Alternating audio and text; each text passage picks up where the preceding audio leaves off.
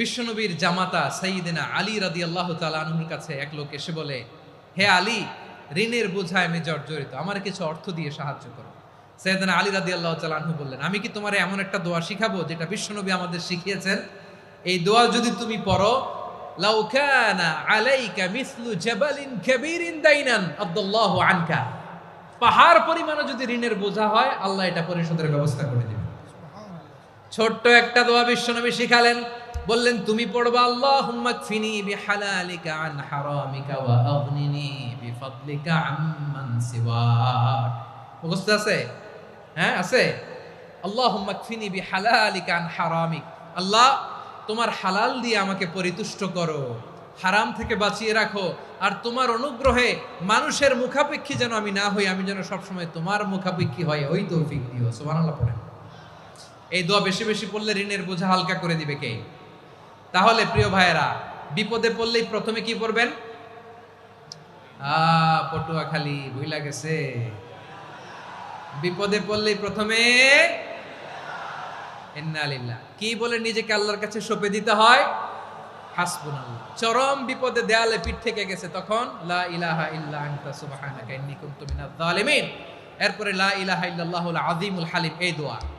আকস্মিক বিপদ, হঠাৎ যেন কোনো বিপদ আমাকে পেয়ে না বসে, এটার জন্য বিসমিল্লাহিল্লাযী লা ইয়াদুররু মা ইসমিহি শাইউন ফিল আরদি ওয়ালা ফিস সামাই ওয়া হুয়াস সামিউল আলীম।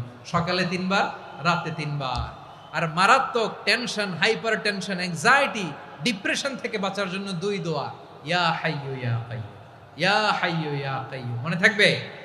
আর আল্লাহুম্মা ইন্নী আবদুক, এই দোয়া। ঋণ থেকে বাঁচার জন্য 2 দোয়া, আল্লাহুম্মা ইন্নী আউযু বিকা মিনাল হাম্মি ওয়াল হাযান, এটা। আর আল্লাহুম্মা কফিনি বিহালালিকা আন হারামিকা ওয়া আগনিনি বিফাদলিকা আম্মান সিওয়াক। আর সব সময় পড়ার জন্য একটা আমল দিয়ে যাই, উঠতে বসতে, অফিসে যাচ্ছেন, অফিস থেকে ফিরতেছেন, বসে আছেন, শুয়ে আছেন, ছোট্ট এক শব্দে আমরা যেন বেশি বেশি পড়ি আস্তাগফিরুল্লাহ। আওয়াজ করে আমার সাথে পড়ুন, আস্তাগফিরুল্লাহ। আবার পড়ুন, আস্তাগফিরুল্লাহ। আল্লাহ রাসূল সাল্লাল্লাহু আলাইহি ওয়াসাল্লাম বলেন, মান লাজিমাল ইস্তিগফার, যে সব সময় এরকম ইস্তিগফারের সাথে লেগে থাকে, জাআলাল্লাহু লাহু মিন কুল্লি দিকিন মাখরাজা, আল্লাহ তাআলা তাকে কোনো বিপদে আটকান না, সে জীবনে আটকাবে না, যে কোনো বিপদে আল্লাহ তার রাস্তা বের করে দিবে। Way out, you will get a way out and solution. সুবহানাল্লাহ।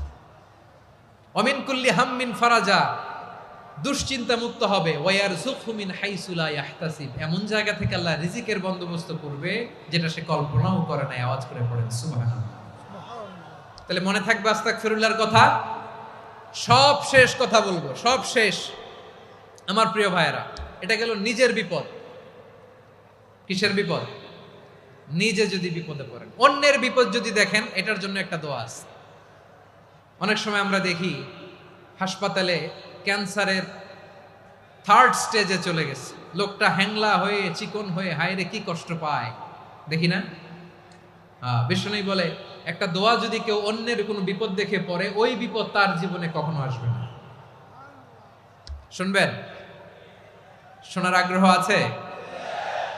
অনেক সময় হয় যে আমরা মহাসড়ক দিয়ে যখন চড়ি, দুর্ঘটনায়, আইরে আল্লাহ, দুর্ঘটনায় মানুষের মাথা একদিকে, দেহ আরেকদিকে, ব্লিডিং, এরকম হয় না? আল্লাহ তুমি হেফাজত করো। বিশ্বনবী বলেন, এই দুর্ঘটনা দেখে কেউ যদি এই দোয়াটা পড়ে, তার জীবনে সে কোনোদিন এরকম অ্যাক্সিডেন্টের সম্মুখীন হবে না।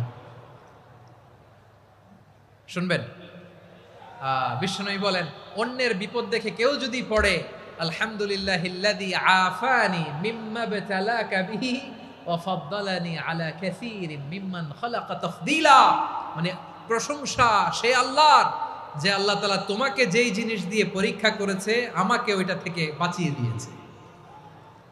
তোমাকে আল্লাহ যেই বিপদে ফেলেছে, আমাকে ওই বিপদ থেকে তিনি মুক্ত রেখেছে, আর তার অনেক সৃষ্টির উপর আমাকে তিনি প্রাধান্য দিয়েছে। সুবহানাল্লাহ পড়েন।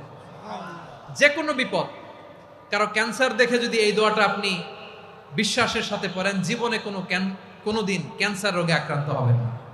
দুর্ঘটনা দেখে যদি পড়েন, ওই দুর্ঘটনা আপনাকে স্পর্শ করবে না। যে কোনো কারো বিপদ দেখে যদি কোনো বিশ্বাসী বান্দা এই দোয়া পড়ে, বিশ্বনবী বলেন, লাম ইউসিবহু যালিকাল বালা, ওই বিপদ তাকে আর ধরবে না। উফিয়া মিনহু মিন যালিকাল বালা কাইনাম মা কান, সে যতদিন হায়াত পাবে কোনোদিন ওই বিপদ তাকে স্পর্শ করবে না। এই দোয়াটা পড়তে রাজি আছেন আমার প্রিয় ভাইরা? তাহলে পুরো আলোচনার সেন্ট্রাল থিম হচ্ছে আমাদের জীবনে বিপদ আসবে, কষ্ট আসবে, দুঃখ আসবে, কিন্তু বিপদে আপদে আমরা হাল ছেড়ে দিব না, হতাশ হব না। মুমিন হতাশ হয় না, নিরাশ হয় না, হাল ছেড়ে দেয় না। মুমিন ভরসা রাখে একজনের উপর। আওয়াজ করে বলুন, যিনি কে? বিপদে পড়লে আমাদেরকে উদ্ধার করে কে? আবার আমাদেরকে যদি কোনো নেয়ামত আল্লাহ দিতে চান, ওইটা কেড়ে নেওয়ার ক্ষমতা কারো আছে? তাহলে আমরা কানেক্টিভিটি বাড়াবো কার সাথে? আমাদের প্রার্থনার ফরিয়াদের হাত তুলবো কার কাছে? রাজি আছেন পটুয়াখালীর ভাইয়েরা? মনে থাকবে কথাগুলো? আল্লাহ তাআলা আমাদের সবাইকে কথাগুলো বোঝার ও আমল করার তৌফিক দান করুন।